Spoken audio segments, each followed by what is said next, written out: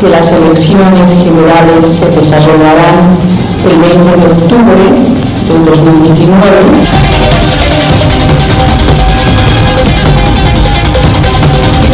También la posición política que es de rechazo a este adelantamiento. Y la ley establece que esto se define a través de una sala plena del órgano electoral. Que no se modifique la fecha del calendario electoral, que siga el 27 de octubre. ¿Cuál sería la ventaja? ¿Cuál sería la facilidad de hacer las elecciones el 20 de octubre o el 26? Ninguna.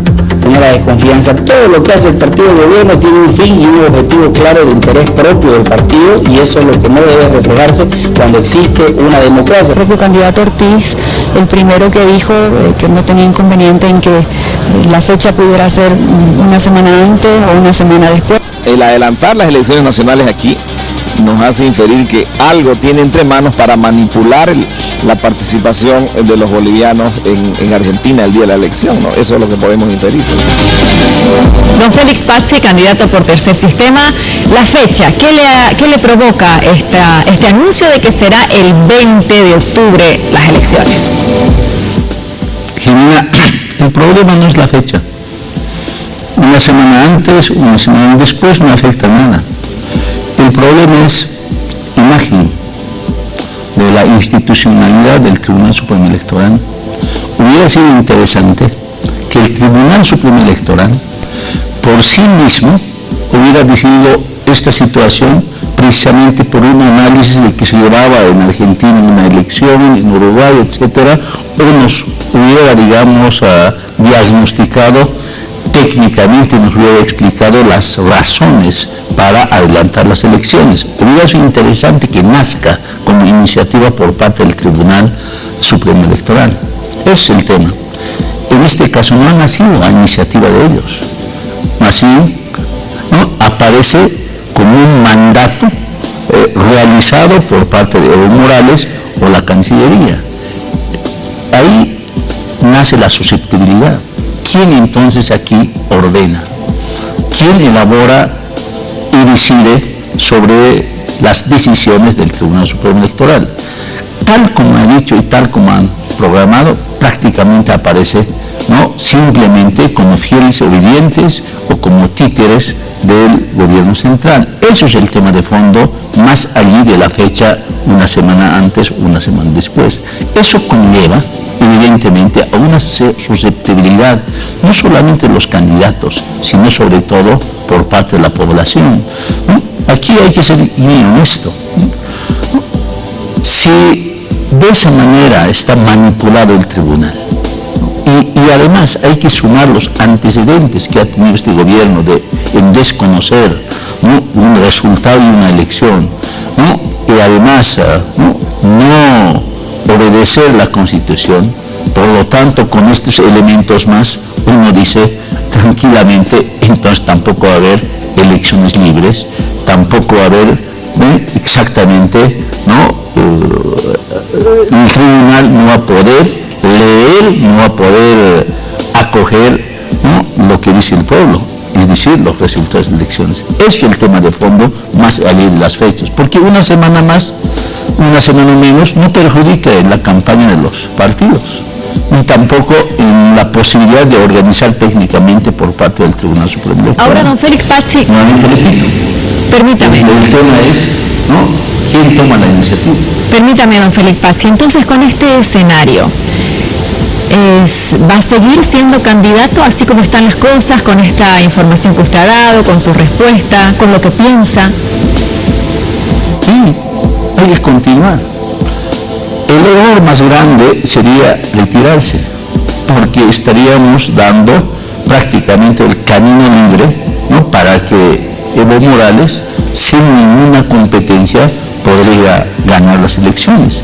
La única forma de resistir y la única forma de debilitar, deslegitimizar al gobierno es precisamente participando, no hay otra.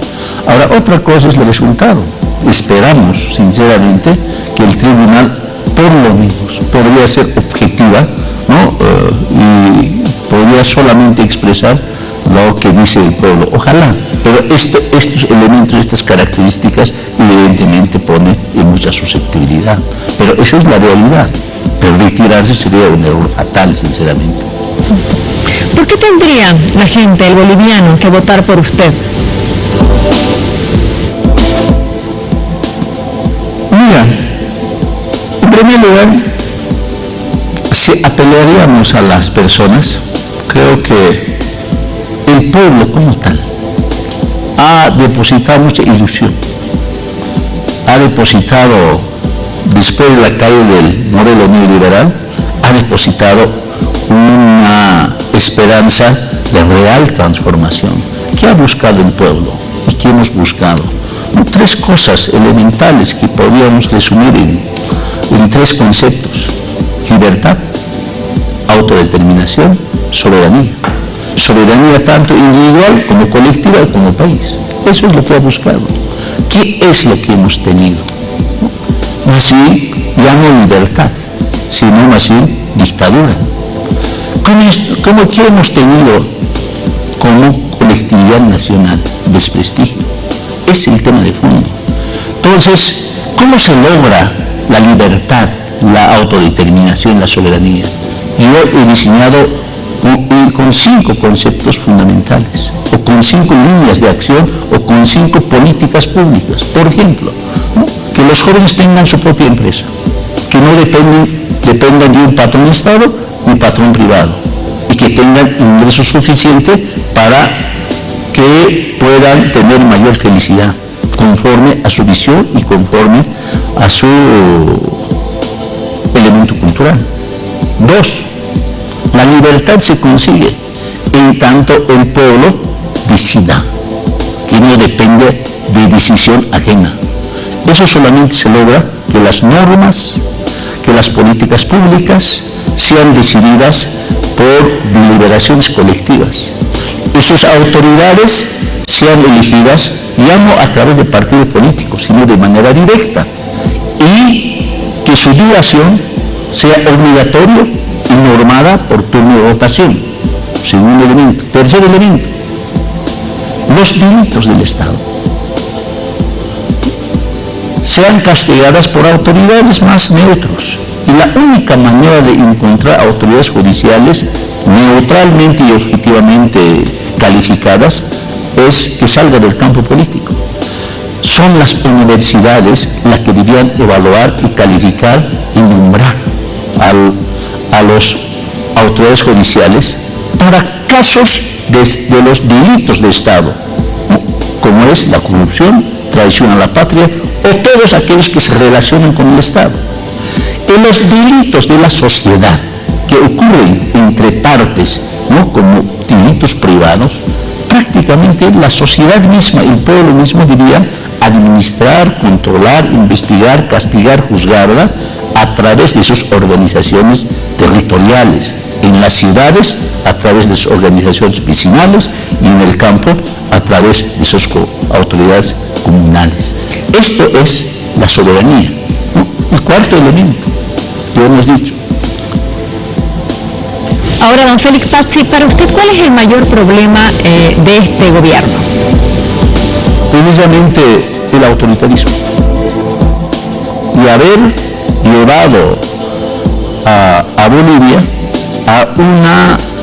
a una eternización del poder en base a Evo Morales, y a partir de eso juzgarla y dominarla, subordinarla al pueblo en función de esta visión de eternización del poder, y en función de eso no tener una actitud, no tener un comportamiento totalmente negativa hacia el pueblo, o tener una actitud de dominación total a la población a través de sus dirigentes de las organizaciones sociales, y han cooptado totalmente a las organizaciones sociales y han llevado para que estos dirigentes solamente se beneficien de la distribución del poder, y al pueblo someterlo a la misma situación de antes.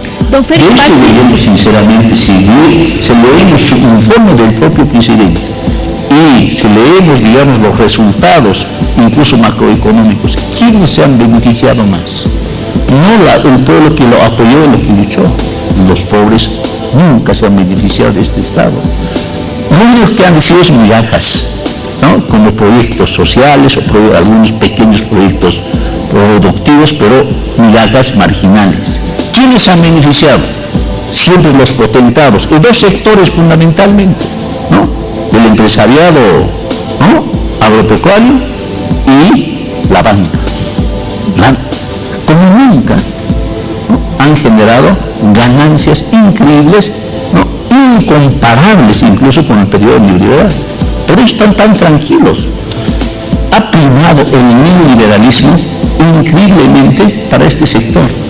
Y para el sector pobre, ¿no? Sector, los que viven en el campo, los pequeños productores, los pequeños comerciantes, su situación, sinceramente, está igual o peor que antes. Don Félix Pazzi, por favor, unas preguntas concretas para usted. El mayor problema es el abuso de poder y haber al país conducido a una dictadura plebiscitaria. La dictadura plebiscitaria. Don Félix Pazzi, permítame un segundo, por favor, unas preguntas concretas. ¿Usted gobernaría si es que sale elegido desde la Casa Grande del Pueblo? Sinceramente, esa casa no es funcional para un gobierno.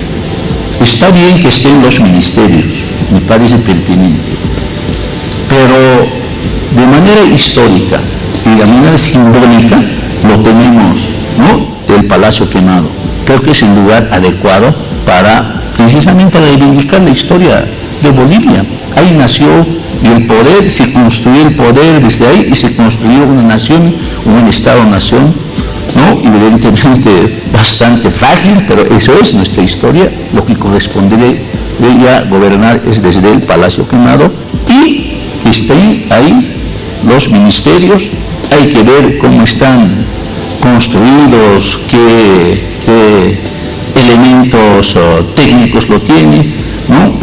Incluso hay lugares, aparentemente no lo conozco, servirían incluso para acoger a los sectores con discapacidad, fundamentalmente motoras, ¿no? Porque ahí necesitan piscinas, necesitan como terapias ese sector de población. Aquí nosotros en La Paz, por ejemplo, el IDAE tiene este tipo de problemas y necesitas apenas, digamos, podemos, ¿no?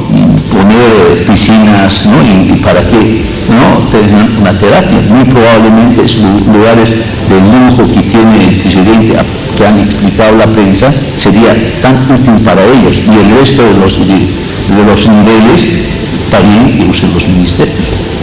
¿Qué haría, por favor, con el tema del SUS? Usted acaba de aceptar el convenio con el gobierno. ¿El seguro se mantendría?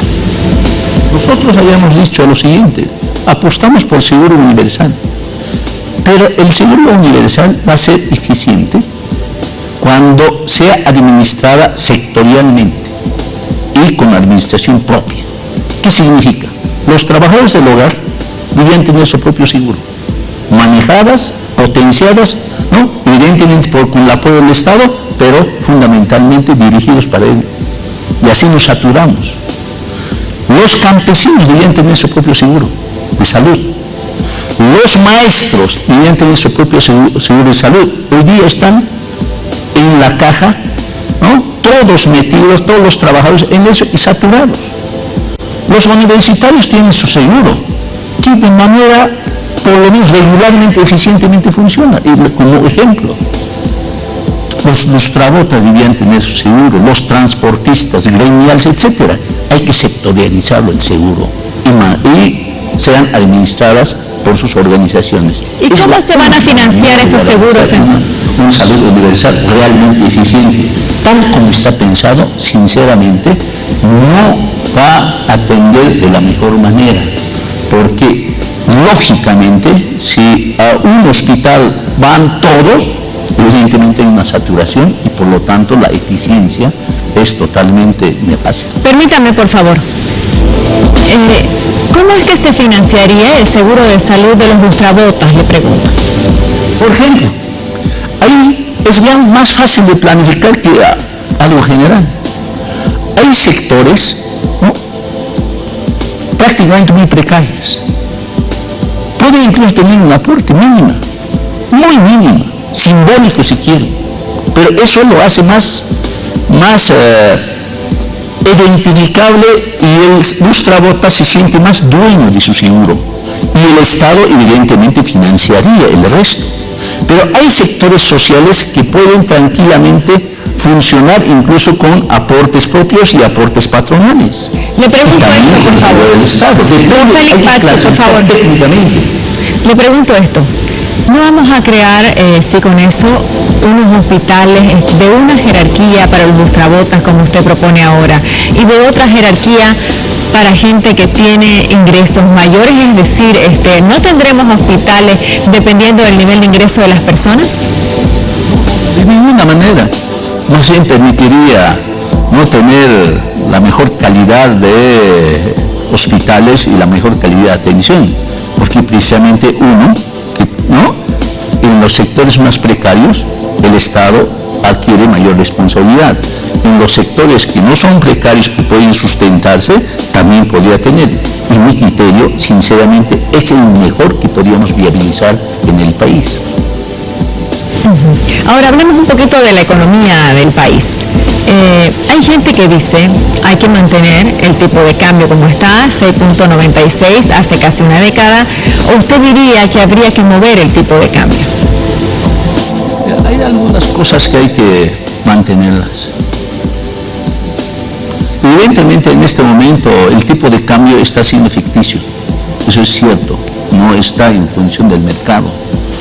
Pero manteniendo la estabilidad del tipo de cambio, o manteniendo estable el tipo de cambio, también hemos dado seguridad fundamentalmente a la moneda boliviana. Por lo tanto, también seguridad, ¿no?, en el ahorro, en algunas cosas, inversión, pero fundamentalmente en boliviano. Y también hay que reconocer, ¿no?, mantener el tipo de cambio también ha permitido a que no se genere la devaluación acelerada. Por lo tanto, ¿no?, hay que evaluar técnicamente en el momento si hay que hacer cambio, tipo de cambio, pero no hay que dejar al mercado como tal. Si es que dejamos al mercado va a haber un aceleramiento de la devaluación, por lo tanto también aquí va a ocurrir, ¿no?, unas crisis económicas. Por lo tanto hay que... Ya me confundí un poquito, sí, a ver. Permítame por favor, don Félix Pazzi. Primero me dijo, entendí, mantener el tipo de cambio, y después dijo analizar. ¿Cuál es la respuesta, por favor? Mantenerlo, analizar para ver si se cambia. En principio tiene que ser regulado, Jimena, por el Estado. Mantener el tipo de cambio puede ser 1 o 2, hay que ver técnicamente, pero lo que sí podemos cumplir, que no podemos dejar al mercado, ¿no?, la regulación del tipo de cambio. El Estado debe continuar, ¿no?, regulando el tipo de cambio, independientemente si es ahora o otro. No habría un cambio en eso, para que nos quede claro. Para que la gente que esté en sus casas y diga, yo podría votar por Félix Pazzi, pero tengo un tema económico muy importante, el dólar. ¿Usted lo cambiaría o no? Lo que hay en este momento, por favor. El Estado debe continuar regulando el tipo de cambio. Bien, perfecto. Entonces ahí está ya esa respuesta. Le pregunto ahora, por favor, ¿qué pasaría con empresas como YPFB? Hay que continuar, hay que profundizar la nacionalización dependiendo del capital que tenga el YPFB. En este momento no tenemos todavía, el YPFB no es dueño de las ganancias, son las transnacionales que todavía existen. Lo único que hemos hecho ahí, por ejemplo, es tener mayor renta, pero hay que mantener y reforzar el YPFB para profundizar la nacionalización. ¿Qué pasaría con Entel? Entel en este momento es la empresa que económicamente genera bastante ganancia. Para dar la línea en general para cualquier empresa, en tanto genere mayor ganancia y es posible la redistribución, sea en temas de inversión o en temas, digamos, de asignación a sectores sociales, ¿no? En tanto se genere, ¿no?, una empresa estatal las ganancias suficientes, debe continuar, ¿no?, empresa estatal. Si las empresas no generan ganancia o las ganancias solamente permiten pagar salarios a sus trabajadores, esa empresa debe ser manejada precisamente por sus propios trabajadores. Dígame, don Félix Pazzi, la gente que está en sus casas y dice, no va a cambiar el tema del dólar, no va a cambiar el tema de las empresas grandes, ¿por qué tendrían que votar por usted? ¿Cuál sería la diferencia que usted le ofrece a los bolivianos con respecto a lo que en este momento hay en el país? Precisamente por las 6 líneas que he propuesto. 1, que los jóvenes tengan su propia empresa, que eso debe ser la base de la economía, para que tengan libertad económica y soberanía económica. Precisamente debería votar para que, ¿no?, las leyes, las normas sean elaboradas, ¿no?, en una deliberación colectiva, para que no dependa de un político las decisiones y el pueblo tenga la decisión y la palabra y definir lo que quiere el destino del país, ¿no?, y que sus autoridades, ¿no?, sean elegidas no a través de partido político, sino de manera directa, y establecer como regla de oro el turno de votación obligatoria para que nadie se eternice en el poder, a nombre de la izquierda, a nombre del pueblo.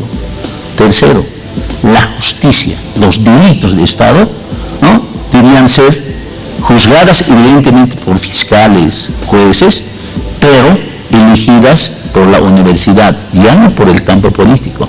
Y esto es la revolución todavía más profunda, que los delitos de la sociedad sean realmente manejadas, administradas, juzgadas por el pueblo, ¿no?, a través de sus organizaciones territoriales, ¿no?, los vecinos y en el campo las comunidades.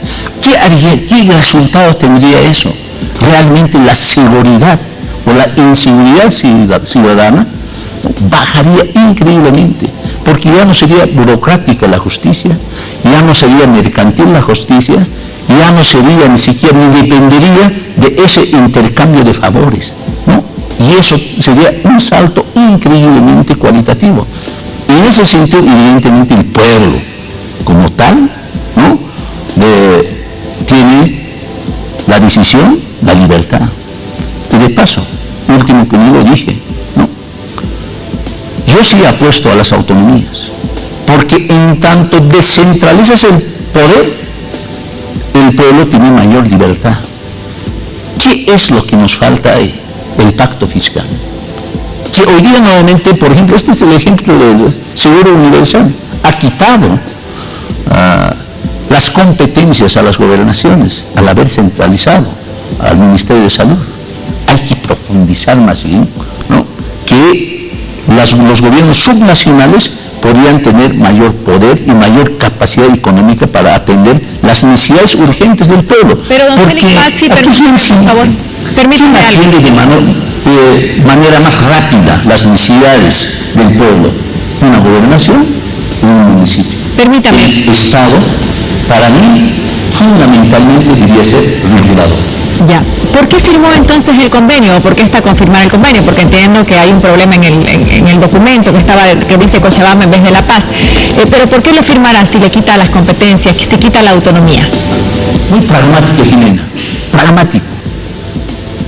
Porque en este momento eso es lo que tenemos en el contexto. No tenemos otra. Porque si no firmamos solamente perjudicamos, ¿no?, la salud del pueblo. Porque la visión del gobierno, independientemente firme o no, eso es lo que quiere, administrar, ¿no?, ejercer la rectoría, centralizar la salud. La administración del personal fundamental es la que le interesa. En esa coyuntura, resistiendo, ¿qué vamos a ganar? Perjudicar más bien, ¿no?, la salud del pueblo. Pero esto es la coyuntura histórica que tenemos, ¿no?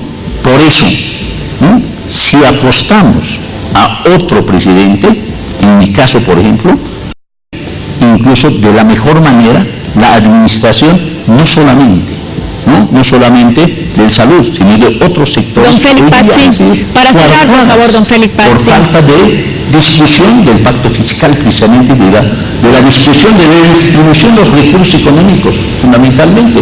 Cierro con esto, don Félix Pazzi, por favor, si es que usted me escucha. Y eso, ¿no?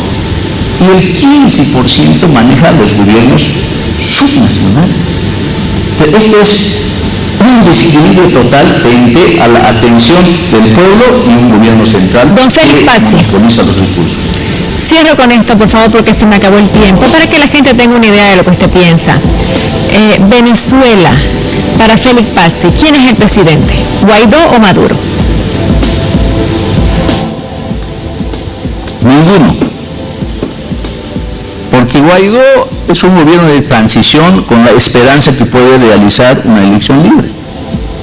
Y Maduro es un gobierno que terminó su gestión y que ahora detenta el poder con una legitimidad falsa que llevó solamente para él las elecciones.